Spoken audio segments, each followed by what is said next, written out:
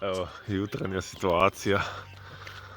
Tetris kod apartman. Eto, da napokon napravim ta recap treće runde Croatian Drift Challenge-a na sportskom aerodromu Čepin u Osijeku. To je treća runda ove godine i dočeka nas jako vruć vikend. 2 dana sunca, skoro ništa vjetra i drago nama je što su tu sa nama LL Transporti, da možemo imati aute ispod cerade na plastičnom podu i klimu u šleparu gdje se možemo ja, Borna i naša ekipa shladiti kad nama treba.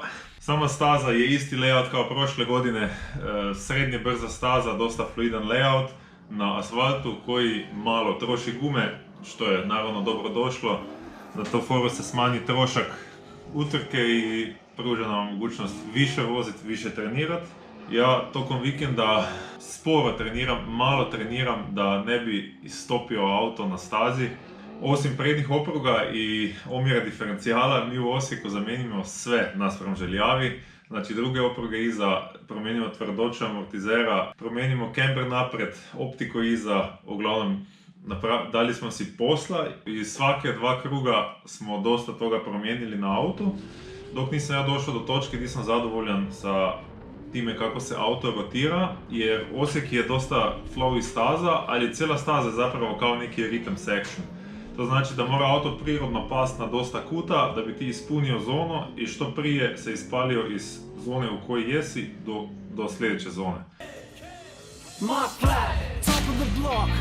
You know the door is always open and I need to knock. The hip hop posters, flyers, past to the wall. Overtime and German shows, man, rocking them all. Could rock up, commence the drinking of a car in any second stubby freestyle side of the star. We be laughing, dreaming and making a scene. Believe me, it wasn't easy. With the video got done, it's so much fun. Shows in the state, SPX be number 1. When it comes to rocket shows, the rules and I suppose I see pain as the scene start goes and those who rocked off soon. Stop the scene, never again to be seen. But if you follow your dream, right, chase it, grab it, make it you have it. Like you gotta have it. We were kids, just living like kids. What did we miss? Never thought that it would come to this. We were kids, pretty kids. We were kids, just living like kids. And we were fish out of water, but thought we were kings. We were kids. Some can be hard and selfish. You gotta make the most out of the card you do with. Pretty kids.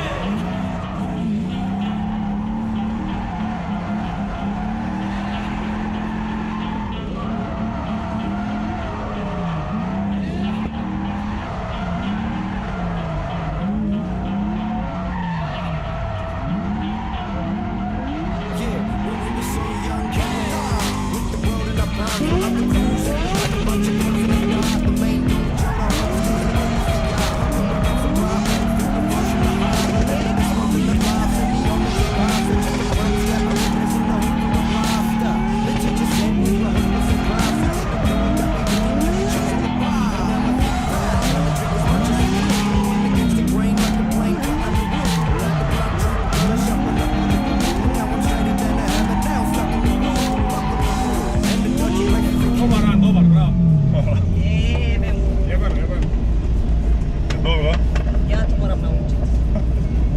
Nitko se nije rodio drifter, tako da svi možete to naučiti. Samo treba imati dovoljno želje, pa... I'm reminiscing about the days that they came from, cause the bullets is what I'm made from. Remember we were kids, just living like kids. What did we miss? Never thought that it would come to this. We were kids. The song can be hard and selfish. You gotta make the most out of the card you dealt with. We were kids, just living like kids. And we were fish out of water, but thought we were kings. We were kids. The song can be hard and selfish. You gotta make the most out of the card you dealt with.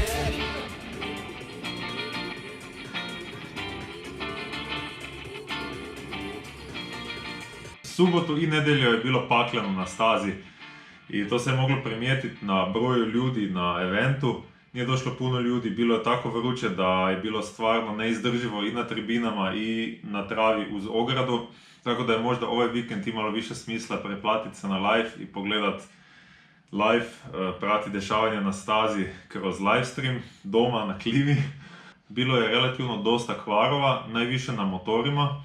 Ja to sve pratim, također koristim vodeno pumpo na struju. A to mi daje mogućnost da jednostavno gasim auto u redu, palim ventilatore, palim pumpo i auto se hladi, tako da mogu startati svaki run treninga sa temperaturom vode ispod 80 stupnjeva i to garantira da dva zaredna kruga završim sa temperaturom vode ispod 100, a temperaturu ulja ispod 105. I to se pokazalo kao dobra taktika, ali svejedno odlučim oprezno trenirati u nedjelju. U početku treninga napravim 2 kruga sa LTE 3.6, toliko da se malo uvozam. Preostatak treninga vozim drift taksi i na kraju treninga napravim jednu inicijaciju gume i 2 kruga s Adrianom da završim trening i da simuliramo neki battle. Što se tiče ove inicijacije u gume, tu dođemo do fuga koje su popunjene sa katranom. Mi povučemo katran van staze i katran se skuplja na stazi u obliki ćevapa i kuglica. I ako se ti ta katran zalijepi na prednji ili zadnji kotač, možeš imati nepredvidiv handling auta. I to se mi desi u toj inicijaciji gdje ja napravim feint, auto otvori više kuta nego očekivano i meni sad treba više vremena nego inače da prebacim auto od ovdje do ovdje, znači sa desnog kuta u lijevi kut i sa samim tim potrošim metar razdalje od zone do guma i ispred Adriana pogodim gume. Tako da tu je neki uvjet na stazi utjecao na to kako vozim i ja vozački jednostavno nisam imao vremena i mogućnosti to ispratiti. Tako da to je nešto na što smo dali kasnije više pažnje u borbama.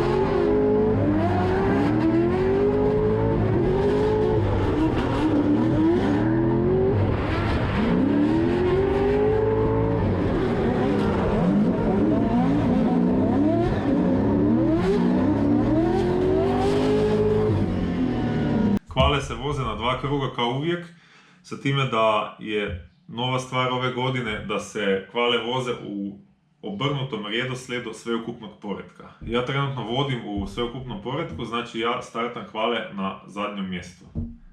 Vrhu legenda Erika Skida Jankovića, pobjednika International Cupa druge runde Croatian Drift Challenge, dakle prošlog eventa.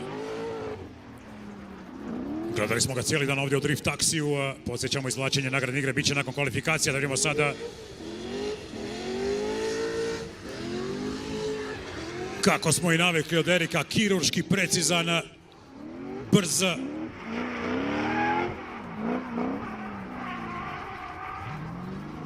Mislim koliko se navozao tog taksija, čovjek je stvarno instinirao ovu stazu do maksimuma. Odlična vožnja za sam vrh liste na kvalifikacijama Erika Jankovića. Prvi run osjetim da je staza puno više grisi nego što je bila na treninzima. Grisi staza znači da je do neke mjere pao grip i da se odaziv auta radi toga promijenio, da je volan manje oštar, znači loš je odaziv na volanu i off-power grip auta je manji nego što je bio na treninzima. Zato koristim 5 minuta nakon prvog kruga da dodamo nešto gripa nazad u auto.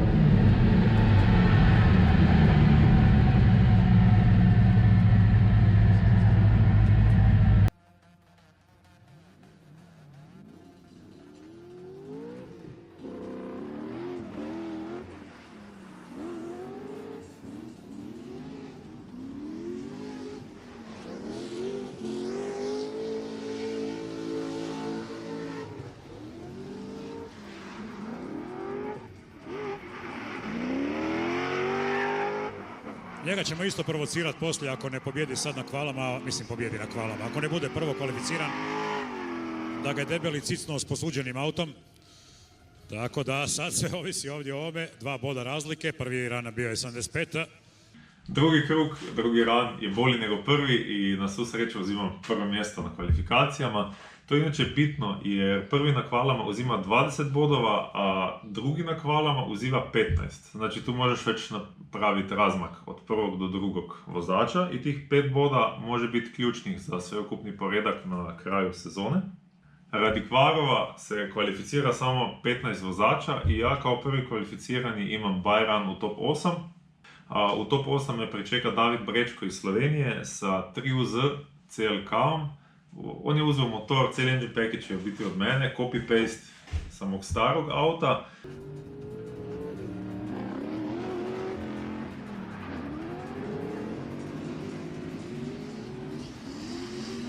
Janković ovdje odličan u lidu, nismo ni drugo ni očekivali, ali moramo sada pohvaliti Davida. Drži se u chase-u puno bolje nego što bi neko rekao na početku. Nije sad baš da mu sklapa retrovizore, ali tu je negdje.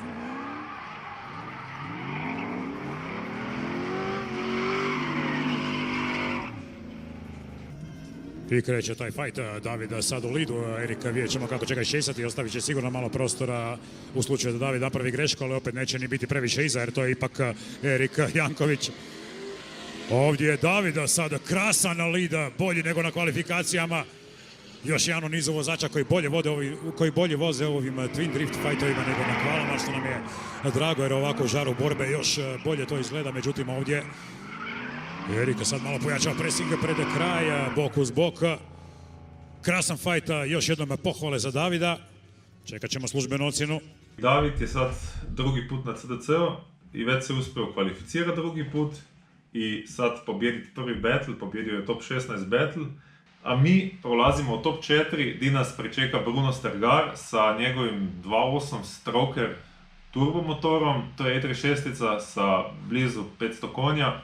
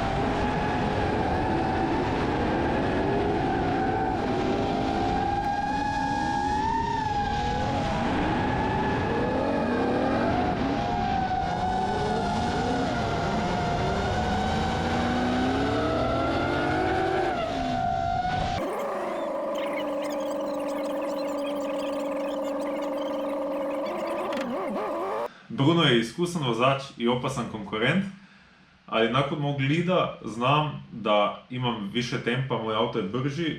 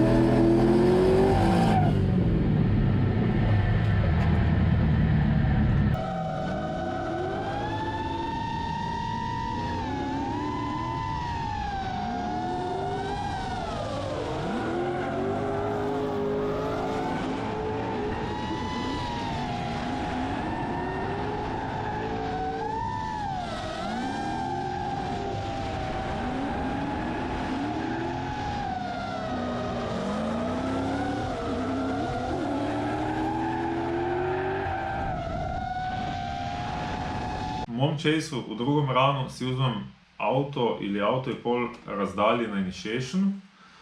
da se mu ne bi odmah nabio na bok, nego da prvo vidim kakvu liniju će uzeti i da se mu priključim negdje oko prve tranzicije baš na bok i napravim dosta veliki pressing, kako bi to nazvao Emilio MC na live-u.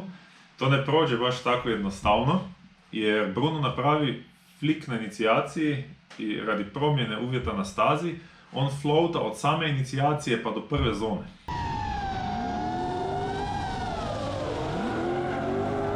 I tu se desi to da on poklopi gas tek na ulasku u zonu, što je 40 ili 50 metara od inicijacije. Znači mi floatamo 2-3 sekunde, možete sami prebrojati frame-ove na videu, ali floatamo jako dugo.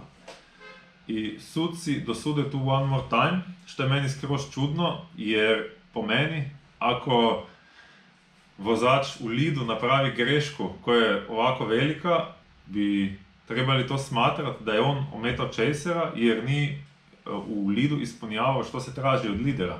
A od lidera se specifično na ovoj stazi traži to da na inicijaciji baciš feint ili povučeš ručno, možeš i malo zakočiti, ali što prije nakon inicijacije, ajmo reći unutar 10-15 metara nakon crte inicijacije, moraš biti već na gasu.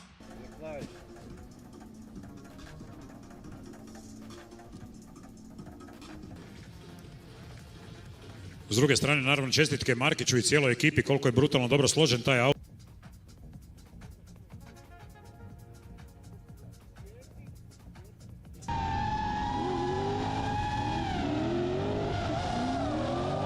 On nije bio na gasu i zato me je to iznenadilo. Suci su mi posle kazali da je do te odluke za one more time došlo jer sam imao ja nešto razmaka, znači nisam mu bio u boku.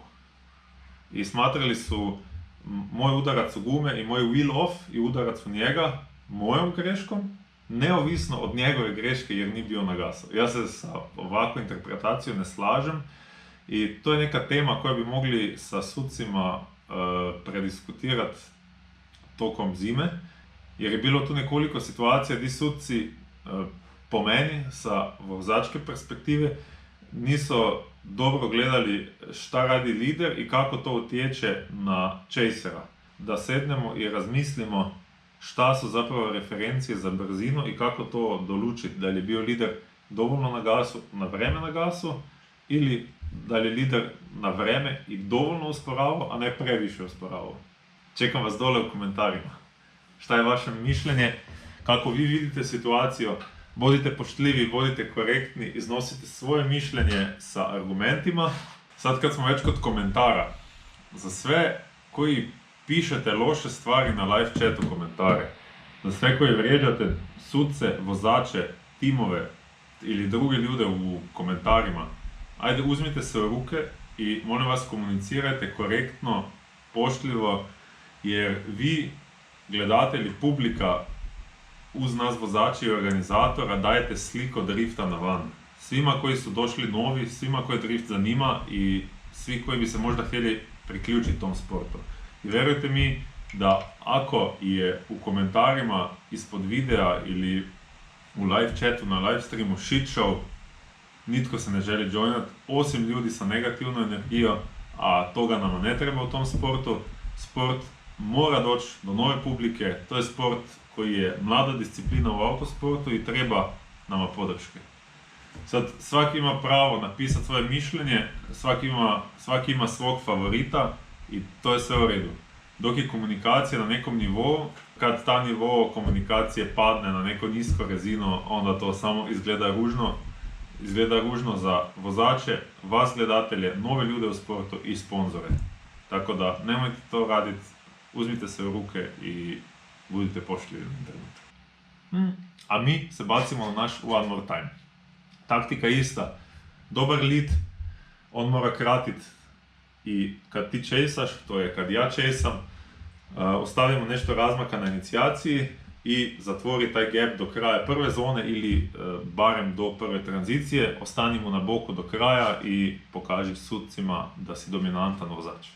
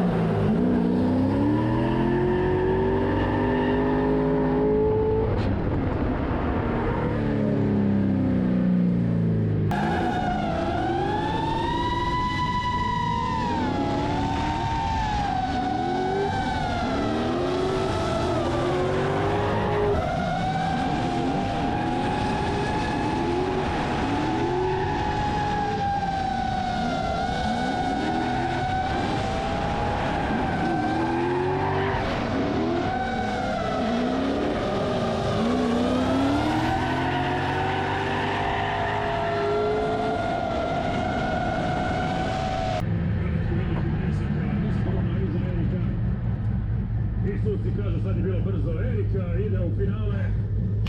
Dobro ispraćeno, nisu stigli ni stati. Dobra! Najveće veselje je pobijediti vozački na stazi, znači dominantan lead, safe chase, ali dovoljno bliski chase da suci nemaju dileme, da suci ne moraju previše raspravljati ko ide dalje. I ja prolazim u finale treći put ove godine na Croatian Drift Challenge. Ovaj put u finalu nema ni debelog, ne Čeha, ni Adriana, nego ima tu Marka Brdeka, koji je iste godište kao ja. Ja i on smo bili prije korone Young Guns i Croatian Drift Challenge-a, upcoming vozači. I od tad je svaki od nas osvojio po jedno prvenstvo.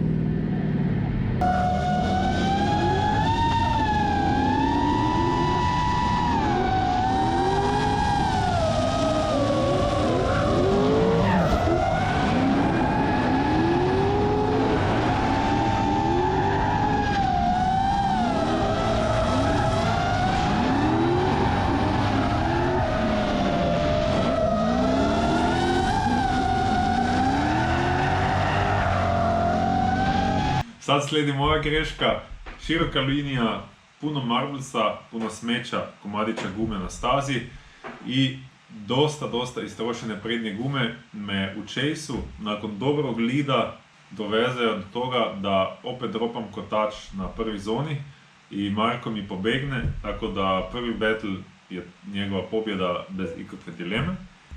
Za drugi battle finala je očito potrebna neka promjena na autu, jer nakon što pogledam onboard mi postaje jasno da ja i on jedva spašavamo to prvo zonu bez da bi nam auti understeerali, to je bez da bi auti klizili preko prednje osovine.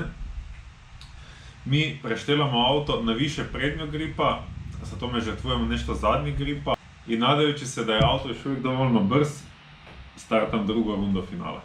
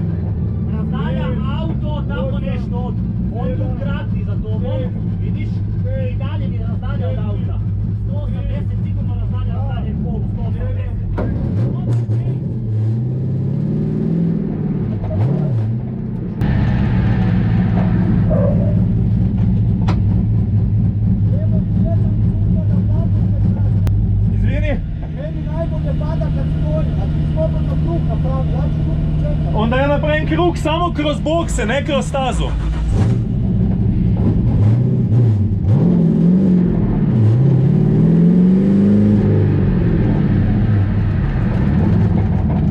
Marko se mora ohladiti. Ja se ne trebam, ali samo napravim krug tu, nazad, pa dođem. Ne, on njemu je bolje da stoji. Tako da samo ja prođem tu kroz boks. Ne idem na stazu, ali samo malo.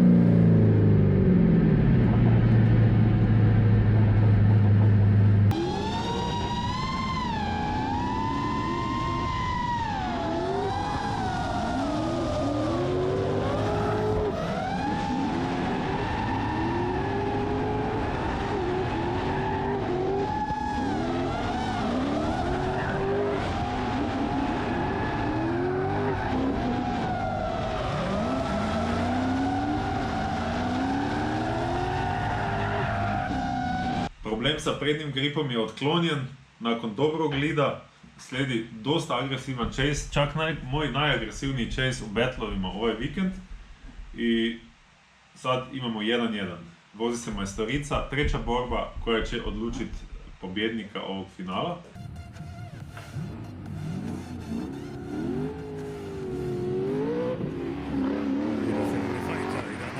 Erika lida, Brdeka sad u chase-u, veliki presing već od početka, Erik opet razlasi čunjev na istoj poziciji, ali zato krasna tranzicija sad ovdje u sredinu, ogroman kut, velika brzina u prvom dijelu staze, precizno kroz zonu na sredini staze obojica. Da vidimo rotor.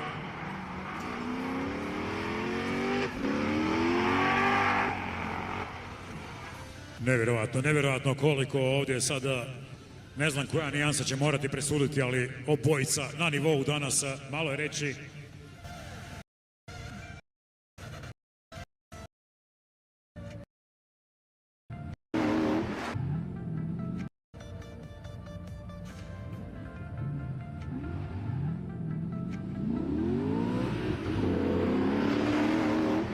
I da vidimo ono što bi moglo biti zadnja borba sada ovdje. Ogroman kut ovdje Brdeka u prvom zavoju, naravno Erika na boku sada maksimalan pressing Jankovića, krasna tranzicija za Brdeka, Janković doslovno na boku.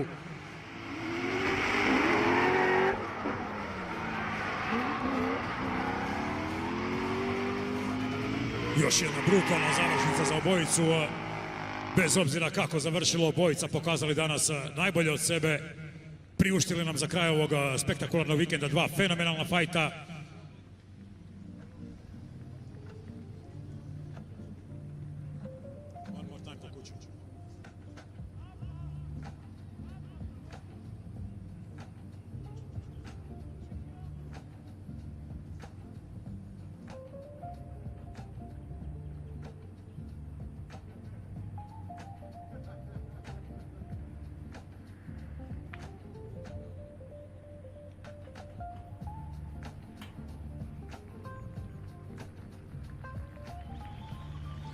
Definitivno zaslužen pljesak za obojicu, naravno. Za treću borbu opet obojica stavljamo nove gume i nakon mog lida primijetim da se Brdiko dimi ispod haube, njegovom auto je vruće, a meni crkne GoPro. Tako da smo stali prije starta i u biti dogovorili da ja uzimam svojih 5 minuta, da sebi zamijenim bateriju GoPro i da ga stavim u frižider za 4 minute, a on za to vrijeme može čekati na startu, što mu tako i tako dođe dobro da ohladi auto. Ja imam pouzdanje u moj auto, pošto me mehanički nikad nije izdao, tako da bez beda to zovem 5 minuta prije zadnje vožnje, ali nažalost ne shladimo GoPro dovoljno, on ne proradi, tako da nemam onboarda zadnje vožnje, zadnjeg chase-a. imam samo klip sa drona i livestream.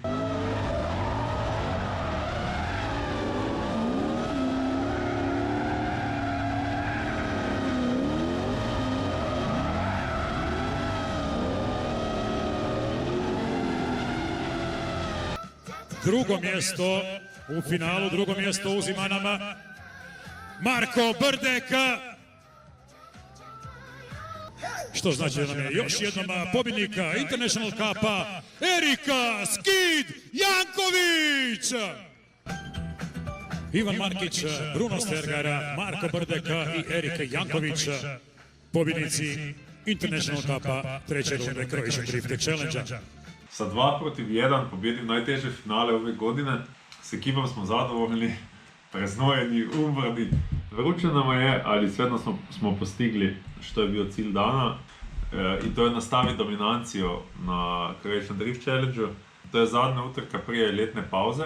Za sve koji pratite kanal, prepoznajete ovo ponovo. Smo u promjeni kod Ede na godišnjem.